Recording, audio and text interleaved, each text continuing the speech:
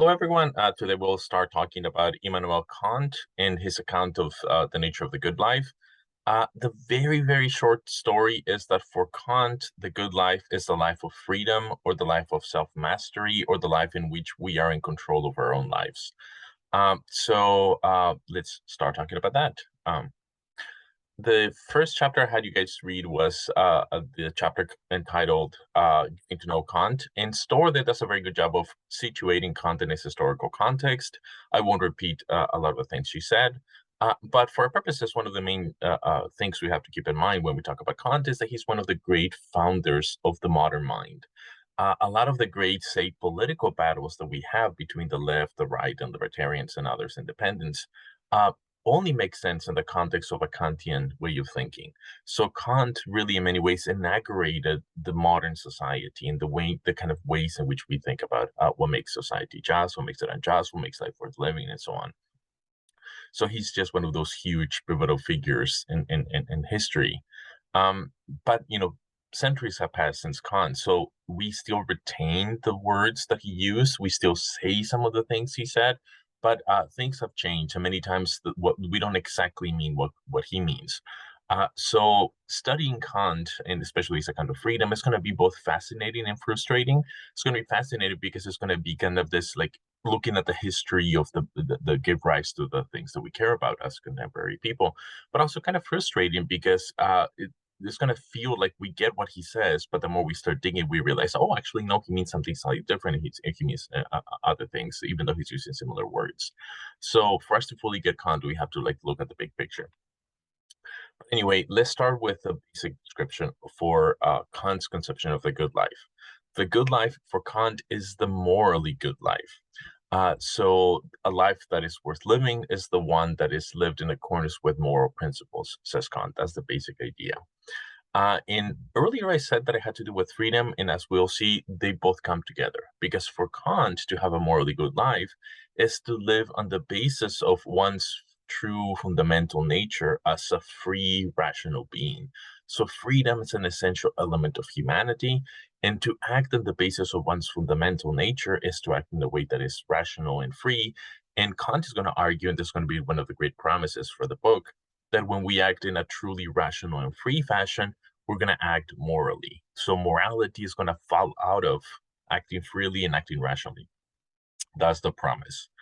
So here is something that Kant said, because before Kant also said it, but this is really a break from the Aristotelian tradition of thinking of the good life as the happy life. So for Aristotle, the happy life and the good life more or less mean the same thing. He's truly happy who has a life that is worth living, and he has a life that is worth living, who's living virtually, amongst other things.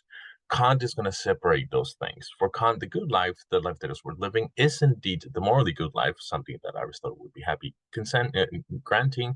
But crucially for Kant, the happy life is not that. The happy life and the good life come apart. They're not the same thing. Um, so what Kant means is more or less what contemporary people say. The happy life is one in which one attains one goal, so one gets what one wants. One is happy when one has the subjective satisfaction with the overall shape of one's life, and that's more or less subjective, right? Your goals are your goals, you get to set them. Your wants are your wants, you get to have them, and then one makes someone happy, and then makes someone else happy, right? So there's this kind of subjective element of happiness, precisely because what makes one happy is the having of one's desires being met, one goals being met, one desires being satisfied, and so on. And that's kind of individually based. Kant is going to say that. So a happy life is going to be this one in which one's goals are attained. However, one may have a happy life, but that does not mean that one's life is worth living. That those are going to be different considerations. But there's a connection between the good life, the morally good life, and the happy life. And here's the connection that Kant makes a big deal out of this. To be have a morally good life is to be virtuous, and to be virtuous is to be deserving of the good life. I'm sorry, deserving of the happy life. So the connection between happy life and good life is that it is only those that have a good life that deserve to have a happy life. But Kant thinks, unfortunately, sometimes that doesn't play out. Not everything that should be the case is the case in the real world. Some people deserve good things, and unfortunately, things don't pan out well for them, and they don't get them.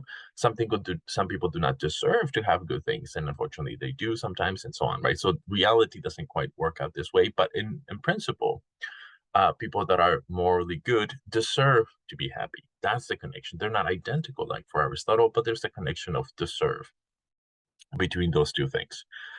So for Kant, the happy life is subjective. It has to do with one's goals. And the good life is objective, has to do with being virtuous and doing the morally right thing. So let's talk a little more about the right thing. So here's an important quote from the book. It is crucial to Kant's theory that the voice of morality comes from within us and not from outside forces like society and religion. So this is one of the foundational ideas and things like individualism that are dominant in our society. He who merely complies with social expectations, he who merely does what they've been told to do, there's a sense in which they're lacking individuality, they're lacking autonomy, they're lacking, for Kant, morality in some deep sense.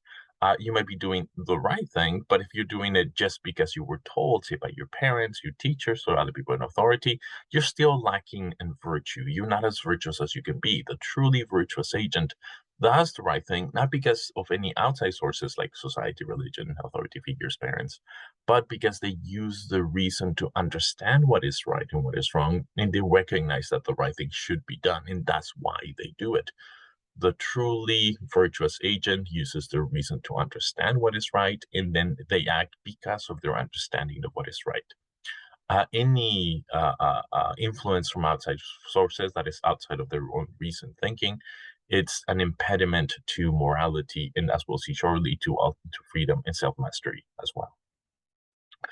So, moral principles for Kant are the principles of rationality. It is not society, it is not religion, it is not family. It is one's own rationality that is the only legitimate source of authority for one's actions, morally speaking. And it is really the entirety of the book that tries to spell out what this means. Now, just trying to lay down the basic ideas. So here's the first main point. The good life is one in which we are masters of our own life. That's the Kantian idea.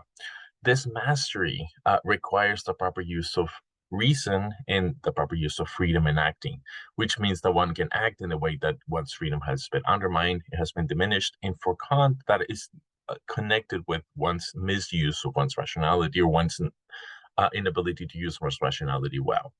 So that's the main topic for today. That's the conception of freedom, which is going to be at the heart of Kant's idea of the good life. So let's, get a little bit deeper into Kant's account of freedom. For Kant, here's the basic statement. The core idea of freedom is having the ability to choose the principles upon which we act.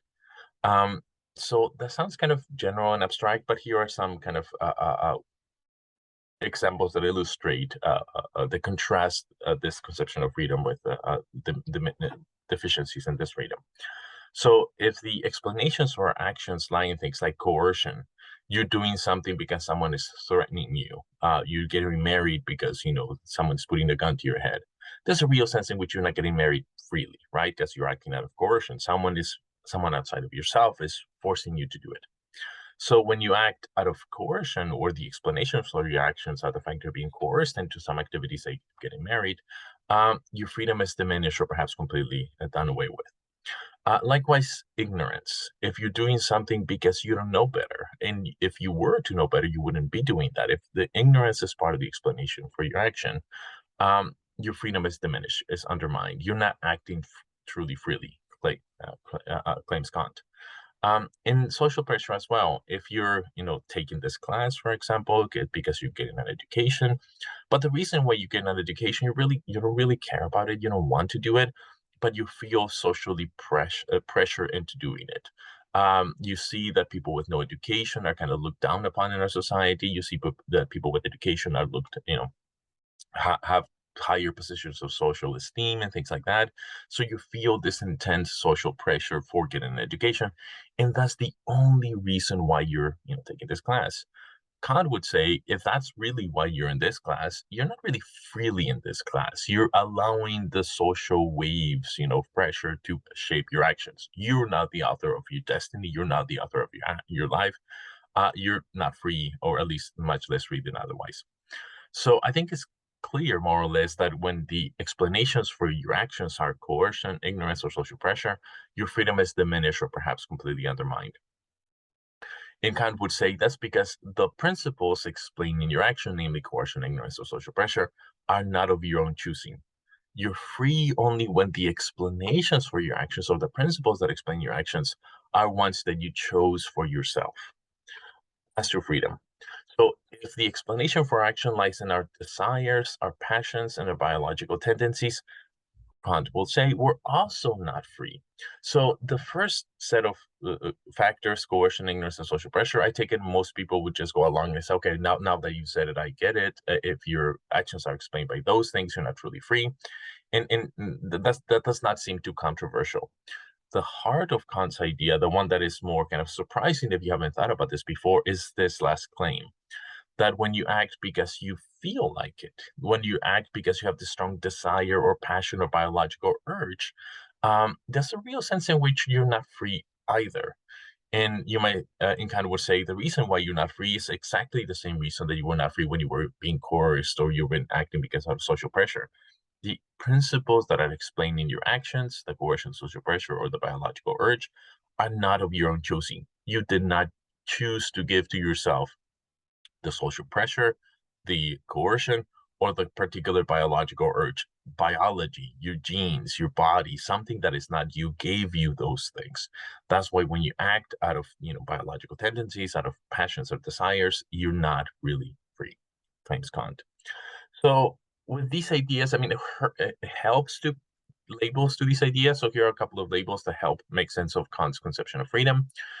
First, let's call it negative freedom. That's what Storer calls it. So let's go with her. And that's a kind of freedom that sometimes Kant says is not freedom at all, but sometimes he said, okay, fair enough, it's a kind of freedom, but it's a very low bar freedom. It doesn't really count. It's not a big. It's not that impressive. And that's actually a kind of conception of freedom that is pretty dominant, at least in popular discourse in the US. And that's when the actions of some person are not fully explained by factors external to themselves. So think of coercion. So here's an example. Suppose you go to the ice cream store and then you're looking at the options and then you choose, say, chocolate over vanilla ice cream. So in that example, we haven't yet explained or provided the real motivations, the explanations or principles that account for your action. And Kant will say, we still don't know whether you acted freely until we have those explanations, until we know the real motivations for your actions. And it's not until then that we know whether you're free or not. So let's fill in the case in one particular way. Suppose that you show up there and you have this great urge. You have this biological urge for sugar and chocolatey sugar. It's so delicious. And you choose the chocolate ice cream because you're just succumbing unreflectively to your urge to get, sugar into your body. Kant would say, in that case, you have something called negative freedom. And that's your actions are not explained by things external to yourself. I mean, it's you and your body, right? No one coerced you, no one pushed you, the source is coming from within you, at least your body, in some particular way. So let's say you have negative freedom there. But Kant is going to say that's not really that impressive. That's not that important. It's called positive freedom, the more important one. And that's when the actions are explained in terms of the principles that you choose to govern your actions. So let's change the example a little bit. In this other example, you don't just have negative freedom, you also have positive freedom. So suppose that you show up at the ice cream, you look at the different options, and you realize, you know what, I'm training for this, soccer tournament. I really shouldn't be consuming so much sugar, so many calories. That's not great for me. And then you start thinking about it. You start thinking about whether or not you should have ice cream at all. But then you feel your urge for chocolate, and then you realize your predicament.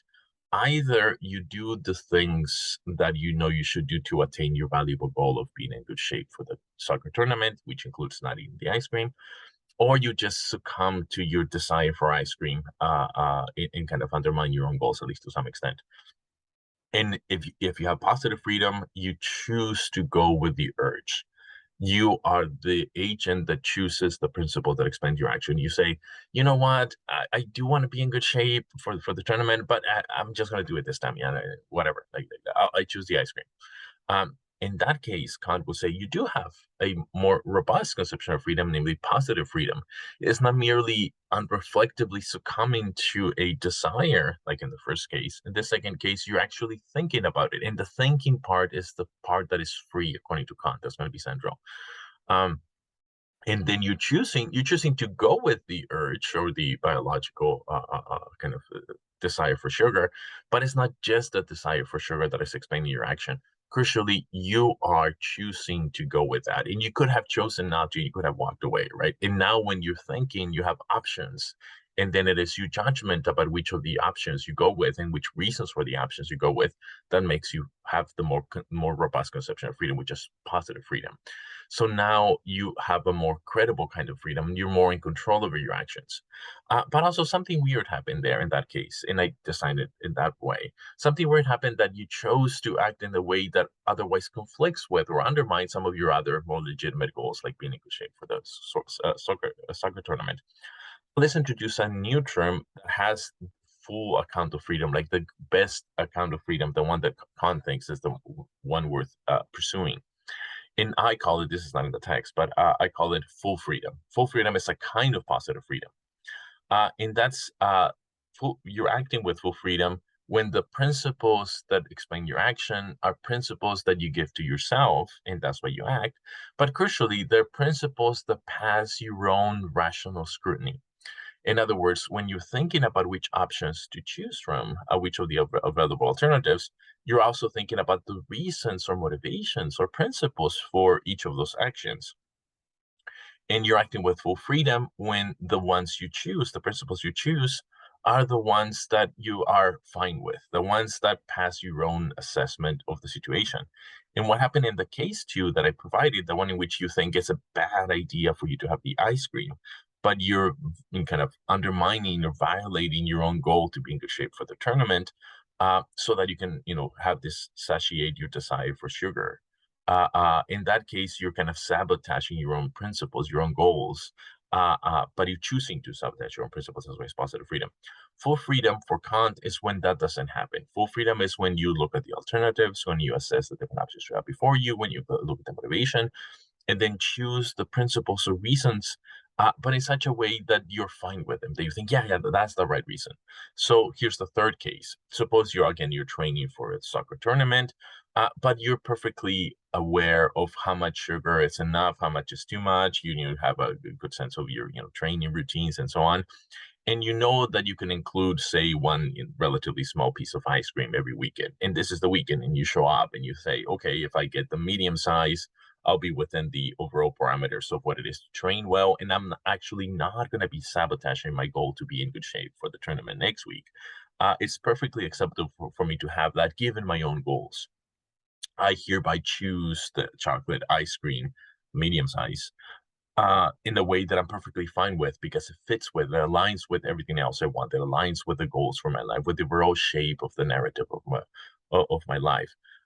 That's full freedom. You think about it, you deliberate, you look at the alternatives, and then you choose a principle in the action that the principle recommends in such a way that it passes your own rational scrutiny. You assess whether or not that's a good principle, that's a good reason for acting, given the alternatives. That's full freedom. And really, it's the entirety of the book that is going to give us the details for what it is to act with full freedom. When you act with full freedom, you're a master of your life, and you're living a good life. And crucially, Kant says, and this is a discussion for next time, um, when you do that, you're going to choose to do the right thing because reason is going to tell you to do the right thing. So Kant makes a big deal about autonomy, and autonomy kind of just follows from this conception of freedom. So let's say a few words about autonomy. So to be autonomous, auto means self, nomi means logos or law. So autonomous is he who gives laws to themselves, or she who's a lawgiver to herself. So one acts with autonomy when one makes one's own rules and one lives by those rules. So full freedom is autonomous freedom, which means that you choose the rules that govern your behavior and you get to live by those rules. As we'll see later, Sometimes you undermine your own goals because you end up acting on the basis of rules you yourself don't approve of. And most of the time, as we'll see, Kant thinks that that happens when you succumb to bodily desires and urges, like in my second example of the ice cream. You think it's a bad idea for you to have the ice cream then because it would undermine your ability to be in good shape for the next week's tournament, and yet you do it nonetheless. And why do you do it nonetheless? Because your body takes over. Your passions, your biological tendencies, which you did not choose for yourself, end up being the ones that win the battle for, settling your action. And to that extent, you act less autonomously because you allow things that you didn't choose, namely your biology, to settle your actions. So your autonomy is diminished in a way that, say, the third example is not diminished.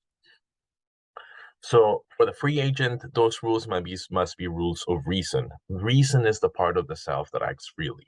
So Kant thinks that this is central to his way of understanding humanity.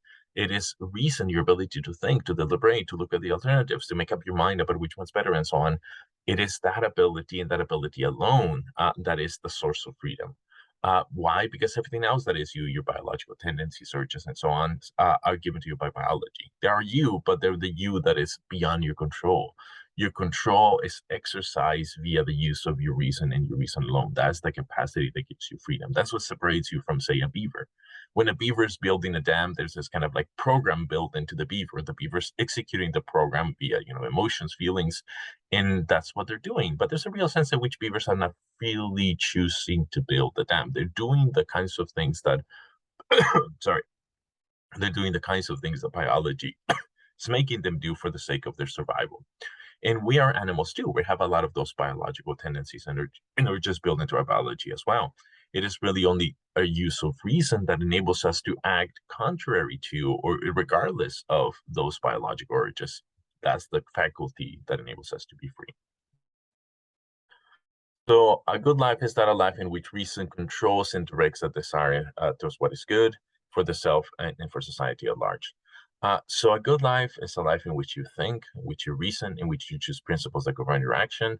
In Kant, here's the promise to be delivered next time, that when you do that, when you reason correctly, the reason will identify what is right and what is wrong, and which would point you to doing what is right. And the condition for autonomy is that you act on the basis of those rational principles that are, at the end of the day, moral principles as well. Okay, well, let's end here. I'll see you next time. Bye.